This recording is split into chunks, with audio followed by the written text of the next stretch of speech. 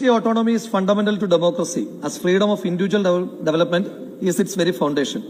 When education is exclusively controlled by the state, it becomes a tool for maintaining totalitarian regimes. In such systems, institutions of higher learning governed by the state serve as instruments to promote political agendas. ഇതെന്റെ വാക്കുകളല്ല sir. 1948 കേന്ദ്ര സർക്കാർ UGCകൾ രൂപീകരിക്കുവാൻ ഇന്ത്യയുടെ മുൻ രാഷ്ട്രപതിയായ doctor S രാധാകൃഷ്ണനെ ചുമതലപ്പെടുത്തിയപ്പോൾ അദ്ദേഹം അധ്യക്ഷനായ സമിതിയുടെ ഏറ്റവും പ്രധാനപ്പെട്ട കണ്ടെത്തലായിരുന്നു ഇത്. ഇനി ഡോക്ടർ എസ് രാധാകൃഷ്ണൻ കോൺഗ്രസ് ആയതുകൊണ്ട് ഞങ്ങൾ അംഗീകരിക്കില്ല എന്ന് പറഞ്ഞാൽ നിങ്ങളത് വായിക്കാം. എല്ലാ ഉന്നത വിദ്യാഭ്യാസ സ്ഥാപനങ്ങൾക്കും ഒരു പരിധിവരെയുള്ള സ്വയംഭരണാവകാശം ആവശ്യമാണ്. സ്വയംഭരണത്തിന്റെ അന്തസത്ത സ്വാതന്ത്ര്യമാണ്. സമൂഹത്തോട് ഉത്തരവാദിത്വമുള്ള സ്വയംഭരണം എന്ന ആശയത്തെ ഒരു യാഥാർത്ഥ്യമായി പരിവർത്തിപ്പിക്കുവാൻ ഉതകുന്ന വികേന്ദ്രീകൃതവും ജനാധിപത്യപരവുമായ അക്കാദമിക ഭരണ സംവിധാനമാണ് നമുക്ക് ആവശ്യം. ഇത് 2008 ശ്രീ VS അച്യുതാനന്ദൻ കേരളത്തിന്റെ മുഖ്യമന്ത്രിയായിരിക്കുമ്പോൾ അദ്ദേഹം MG സർവകലാശാലയുടെ മുൻ വൈസ് ചാൻസലറായിരുന്ന ശ്രീ UR അനന്തമൂർത്തി അധ്യക്ഷനായി CPM-ന്റെ സഹയാത്രികനും ചരിത്രകാരനുമായ ഡോക്ടർ KN പണിക്കർ പ്രസിദ്ധീകരിച്ച സംസ്ഥാനത്തിന്റെ ഉന്നത വിദ്യാഭ്യാസ നയരേഖയിലെ വാചകങ്ങളാണ് ഞാനിപ്പോൾ വായിച്ചത്. നിങ്ങൾ ഇതിനെല്ലാം ചവറ്റുകൊട്ടയിൽ എറിയുന്ന ഒരു നിയമമല്ല ഇപ്പോൾ കൊണ്ടുവന്നിരിക്കുന്നത്. എന്താ സാർ ഇവിടെ സംഭവിച്ചിരിക്കുന്നത്? കേന്ദ്ര സർക്കാരിന്റെ BJP-യുടെ കാവ്യവൽക്കരണത്തെ എതിർക്കുവാൻ വേണ്ടിയിട്ട് നമ്മളൊരു നിയമം കൊണ്ടുവരാൻ തീരുമാനിക്കുന്നു. BJP-യുടെ കാവ്യവൽക്കരണത്തെ എതിർക്കുവാൻ വേണ്ടി നമ്മൾ കൊണ്ടുവരുന്ന നിയമത്തിന്റെ പ്രത്യേകത എന്താ? നിങ്ങളത് CPM-ന് വേണ്ടി ചുവപ്പുവൽക്കരിച്ചു.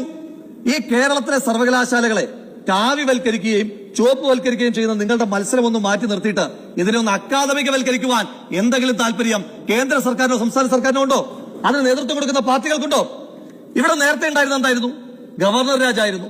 ഗവർണർ രാജ് മാറ്റിയിട്ട് ഇപ്പൊ എന്താക്കി? മന്ത്രിരാജാക്കി. ഇത്രമാത്രം വ്യത്യാസമല്ലേ ഉള്ളൂ. സർവകലാശാലയെ അടക്കി ഭരിക്കാനുള്ള മന്ത്രിയുടെ ആർത്തി ഈ നിയമത്തിന്റെ ഓരോ ഭാഗവും എടുത്ത് വായിക്കുമ്പോൾ നമുക്ക് കൃത്യമായി വ്യക്തമാകും.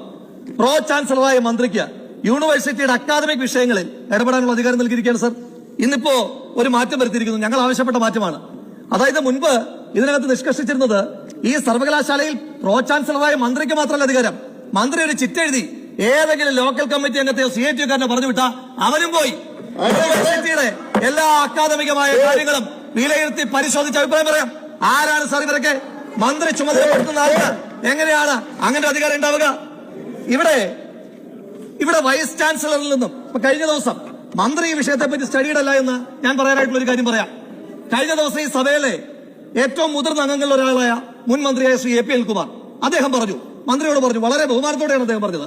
അതായത് വൈസ് ചാൻസലർക്കുണ്ടായിരുന്ന തെരഞ്ഞെടുപ്പുമായി ബന്ധപ്പെട്ട ചുമതലകൾ രജിസ്ട്രാർക്കാക്കി മാറ്റുന്ന നിയമവ്യവസ്ഥിതികൾ ഈ പുതിയ നിയമത്തിനകത്തില്ലേ എന്ന് ചോദിച്ചപ്പോ ബഹുമാനപ്പെട്ട കേരളത്തിന്റെ ഉന്നത വിദ്യാഭ്യാസ വകുപ്പ് മന്ത്രി എല്ലാ ദിവസത്തെയും എന്ന പോലെ സ്വതസിദ്ധമായ പുച്ഛവും പരിഹാസവും വാരി വിതറി അതിനെ അങ്ങ് ഇല്ലായ്മ ചെയ്തു. ഞാൻ ഈ ബില്ലൊന്ന് പരിശോധിച്ചു.